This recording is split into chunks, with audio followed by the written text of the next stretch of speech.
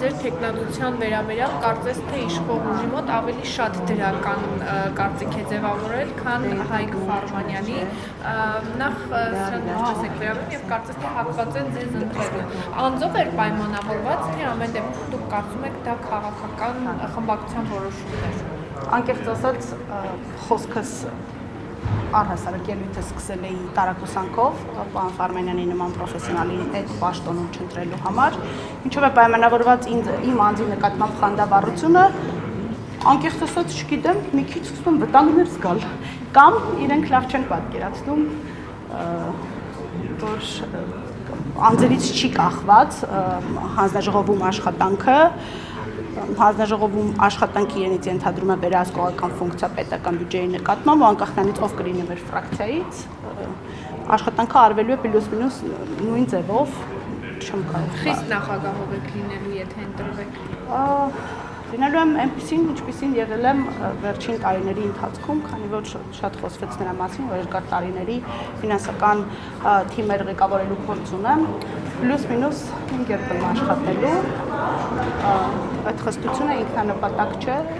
ավելի շատ պահանջկոտ ու հետևողական, քան խիստ։ Տիկին Մանուկյան, կներեք, դուք լսեցիք ձեր հասցեն քննադատություններից մեկն էլ այն էր մասնագիտական, որ բյուջեի օրինակ կառուցվածքին չեք տիրապետում, չեք կարողանալու դեռևս այս փուլում հարցերին պատասխանել այդ առնչությամբ, որպես ոչ ոլորտային այսպես մարդ, որը ընկալում է ԿՊ-ն ձեզ, դուք ինչպես եք փորձելու այդ փորձը վերցնել եւ ընդհանրապես կիրառել, արդյոք այս դեպքում ինչպես ԿՊ-ն համոզված պնդում Ֆարմանյանն է ձեզ օգնելու։ Տեսեք,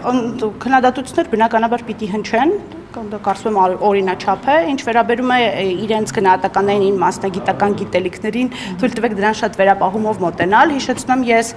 մասնավոր ընկերություններից եմ եկել ու պարտավոր չեմ իմանալ պետական բյուջեի հազարավոր տողերը ու մենք ֆինանսների նախարար չենք ընտրում, մենք ընտրում ենք հանձնաժողովը համակարգող մարդ, իսկ ֆինանսական մենեջմենտի փորձ վստահեցնում եմ ձեզ ես ունեմ։ Տիկին Մանուկյան, տեսեք, երբ որ քաղաքացիական պայմանագրի առանձին ներկայացուցիչներ օրինակ քննադատաբար են մոտենում, ասում են օրինակ ոլորտից հեռու եք, ոչ միայն դուք, օրինակ նաև մյուս տեխնացուների մասում, օրինակ ձեր մոտ հարց չի առաջանում, իրենց տեխնացուները ինչքանով են մոտիկ, օրինակ Լուսինե Բադալյանը եւ առողջապահության նախարարությունը